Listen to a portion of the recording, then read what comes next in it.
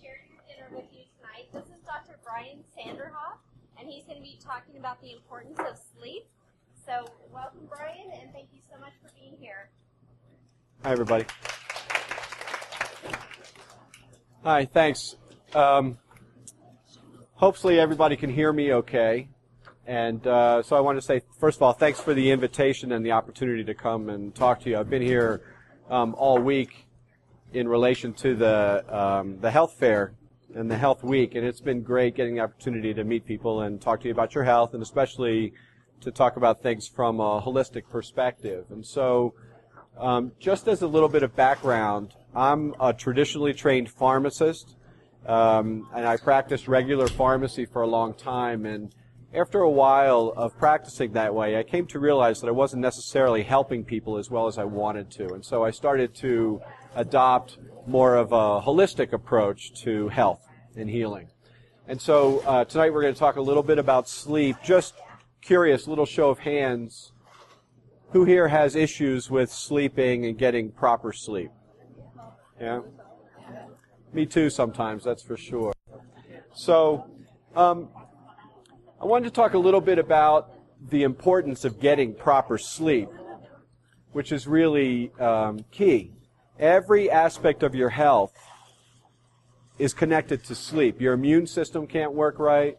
Your hormonal system can't be right. Obviously, your energy during the day. And not getting proper sleep could be related to every disease that we try to avoid as we get older, right? So that's why it's so important to have a proper night's sleep. One of the ways to know whether you're getting sleep that's actually helpful for you is to know whether you dream or not. So again, just sort of a show of hands, who here sleeps but really doesn't dream a lot? Does anybody? Does that happen to people? I know it happens to me sometimes as well. Or sometimes what will happen is sometimes you'll sleep and you'll dream, and sometimes you don't, right? So if you're not dreaming, you're not getting into the deepest level of sleep. You're not getting into the sleep that actually allows your body to regenerate and repair the way that it's supposed to. So there are different levels of sleep, and when you first go to sleep, you go down different levels, 1, 2, 3, or 4, and then it's from level 4, which is the deepest level of sleep, that you get into your dream state as well, where you would have dreams. And if you're not getting into that level, you're not getting the kind of sleep that actually helps your body regenerate and repair. It's really important to try to do that. So one of the ways you can kind of note whether the sleep that you're getting is helpful for you or not is whether you're actually dreaming. And you'll go through levels, you'll dream, then you'll come up a little bit, and then you'll go back down. And you go through that cycle maybe 4 or 5 times during a night's sleep. And as you get closer to the end of your sleep, those levels, those deeper levels actually last longer. At first, you may only be in there for 5 minutes. At the end of your sleep, when you dream, that level may be there for 20 or 25 minutes, right? Has anyone ever experienced where you have a dream, you kind of wake up, and then you go back into the same dream? Has that ever happened? So the first thing to help sleep properly is what we call sleep hygiene. And this is a lot of just simple rules. Some of it may seem like common sense, but they're just simple rules to make sure that you're sleeping properly, right? So number 1 is, and this is regardless of when you're sleeping, even if you work a late shift and you sleep more during the day, you want to be in a completely dark room if possible. And that means that even the alarm clock with the light, when your eyes are closed, your pineal gland can still detect light right here. And so even that little light that's coming out of the back of the TV or out of the clock radio or whatever, that's enough to tell your body, oh, it's daytime, don't sleep. And so one thing you want to do is be in a completely dark room. And that means, I'm sure you guys know some places where you can get some, completely darkening shades on your windows, right? That was a joke. You worked at a place like that. Number 2, the second rule, and again, it may be a little, it may seem like common sense. It may not. But to help with getting proper sleep, you should only use your bed for sleeping. If you watch TV in your bed, or if you read in your bed, or if you eat in your bed, when it's time to go to bed and your body, and you lay down in bed, you confuse your body. It may not know which time it is. So try to only use your bed for sleeping. If you're going to be up reading, sit in a chair or in the couch, watch TV in the living room or wherever instead of in the bedroom, right? Number 3 is certain activities right before you go to sleep may either make it easier or harder to get proper sleep. So number 1 is activities that are real exhilarating, meaning that if you're reading a book and you're reading some adventure novel where there's lots of guns and fighting, that doesn't get you in a good way to sleep, right? The same thing with exercise. You don't want to exercise too close to when you go to bed because you get your hormones up and you get your chemicals awake, and then it's harder to sleep. And the same thing with eating. If you eat too close to going to bed, what your body wants is to work on digestion instead of actually to go to sleep. So eating right before you go to bed, if you do have to eat something, you want to eat something really small and light. And so if you're at work and you're working a late shift, and normally you would go home, eat, and then go right to bed, try to eat something smaller, try to eat more while you're at work so that you actually don't need to eat when you get home so that you can just go right to bed. Does that make sense? Yeah? Last thing, and this is kind of interesting, has to do with your temperature of your room when you're sleeping. You sleep better in a cooler environment. So the cooler the bedroom is, the easier or the better you sleep, or the deeper you sleep, except for one exception, and that's your feet. Studies have shown that when your feet are warmer, you actually sleep more sound and you sleep deeper. So a lot of people will wear socks when they sleep. So the room is cold or cool and you feel cooler, but your feet are warm, and that really helps enhance your body's sleeping. Does anyone do that or ever experience that? A couple people? Yeah? Okay. Again, this may seem a little bit obvious, but diet-wise, what you eat actually during the day can affect your sleep.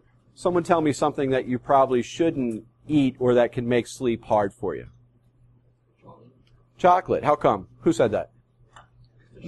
Mr. Twix Bar over there said that. Because of the sugar, right. Sugar helps wake you up, right? And so if you do that, especially later in the day, it's going to be harder to go to sleep. What's another component of chocolate that makes it hard to sleep?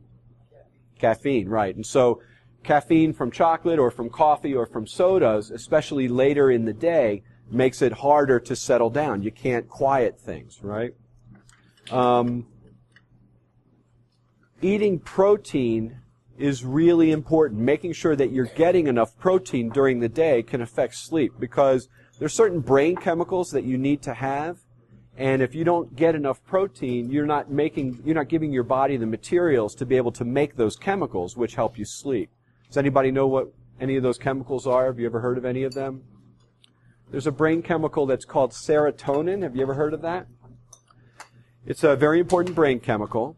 And if your serotonin levels aren't high enough, you can't sleep. You won't be able to get into those deeper levels of sleep, right?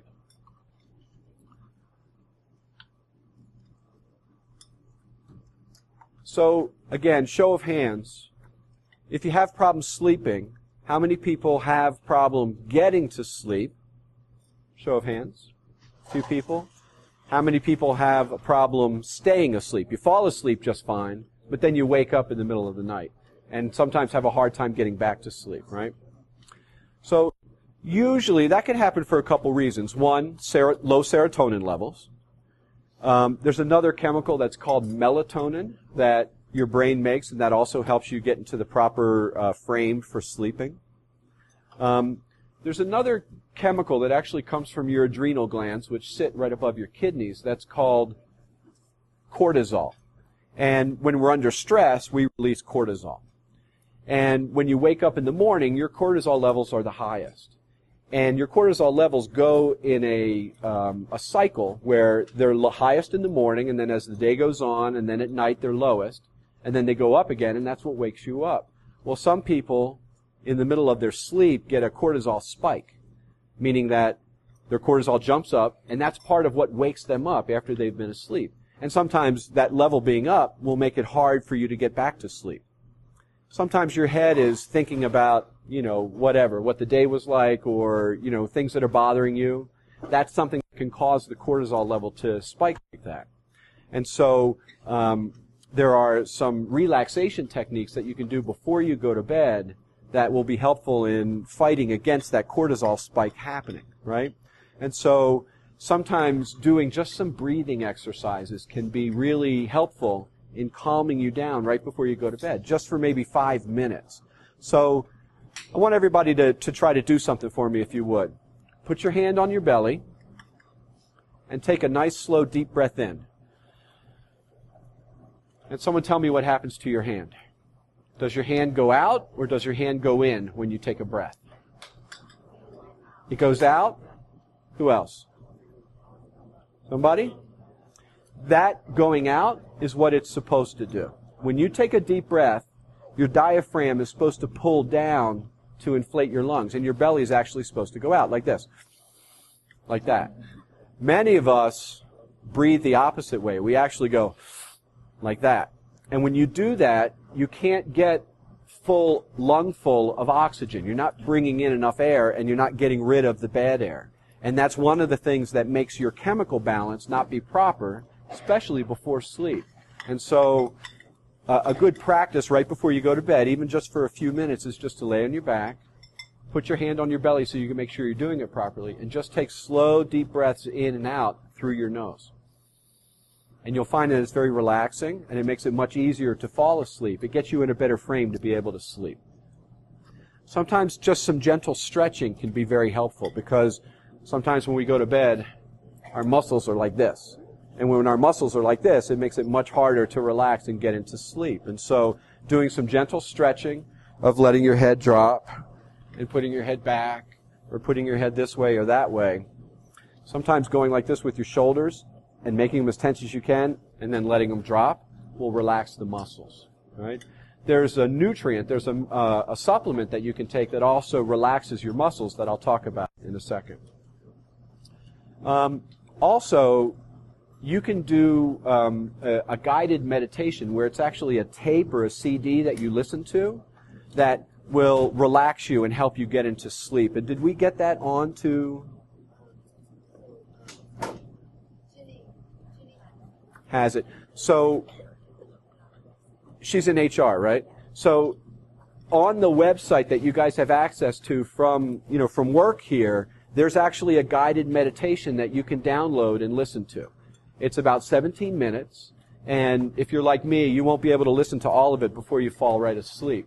And so that's the kind of thing to either put on your smartphone and listen to it with headphones, or put it onto a CD and listen to a CD player in your room before you go to sleep, and it will get you into a state of relaxation. And it's this nice, calming voice, actually her voice right there, and it gets you relaxed.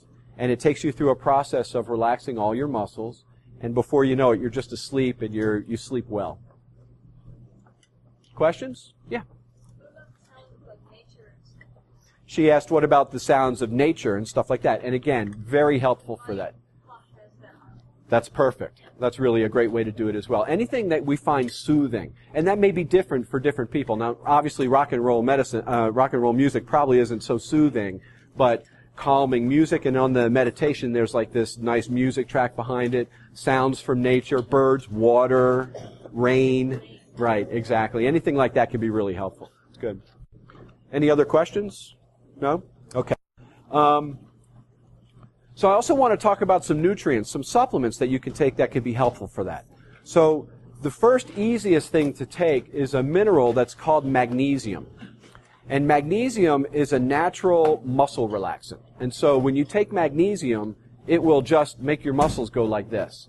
And there are some magnesium products that are a powder that you just mix in with some hot water. You make it like a tea. You drink it over a couple minutes before you go to bed, and that really relaxes your muscles. Sometimes the thing that you have a hard time with sleep is that, have anyone ever heard of this? Restless leg syndrome, where as you sleep, you either get muscle cramps or your legs start kicking, right? The magnesium is really helpful for keeping that from happening, right? Number 2, fish oil. Has anyone ever taken fish oil as a supplement? Yeah? Fish oil helps cells communicate with each other. And when cells can talk to each other better, they make the chemistry the way it's supposed to, and especially in the brain. And so having low levels of serotonin or melatonin can be fixed by taking fish oil supplement. And fish oil also is very important for practically everything else, in your body, health-wise. Number 3, there's a supplement that's called 5-HTP. 5-HTP. This is a precursor to serotonin. So if you have low serotonin levels, that can show up as having problems sleeping, and especially staying asleep. It also can be related to depression, anxiety, some eating disorders. And so taking a dose of 5-HTP before you go to bed will help raise your serotonin levels.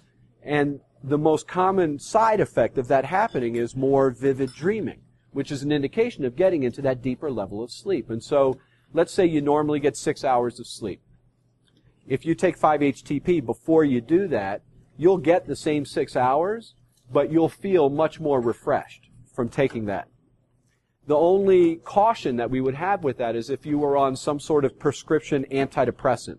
You have to be more careful with using something like 5-HTP. Right? Has anyone ever heard of melatonin as a supplement as well? That's another nutrient that you can take. And again, you take it at bedtime, and for people that have a hard time getting to sleep, that can be helpful. And especially if a sleep issue has gotten worse as you've gotten older. That's when melatonin is the most helpful. So, for the 18-year-olds, melatonin probably won't be the best thing. But for the 50-year-olds, that might be more helpful for you. There are a couple herbs that can be helpful. Has anyone ever heard of valerian? No? It's an herb. It's interesting because if you use that herb, it smells like stinky feet, is what it smells like. And so, but it's really good at helping to calm you down. Sometimes people that take valerian for sleep will feel a little bit hungover in the morning. So if you use it, you want to take a small amount of it. Or there's another herb that's called hops that can be helpful. Has anyone ever had hops? No one in here has ever drank beer? Right. Yeah. So hops is one of the things that's made in beer as well. But we recommend using it as a supplement without the alcohol. So there are different products that have combinations of these things in it that you can take that we use in our practice that we get really good results with. One of them is called Sleep Optimizer, and you take that and it has a combination of a few of these things together, and it really can help with sleep. Does all that make sense? Sort of? Yeah? Any questions? Questions? No? All right. Well, cool. Well, I hope everybody has a great night's sleep tonight. And if not, you can catch me around here sometime tomorrow and ask me specific questions if you have questions about it. Thank you very much for your attention. I appreciate it. Good?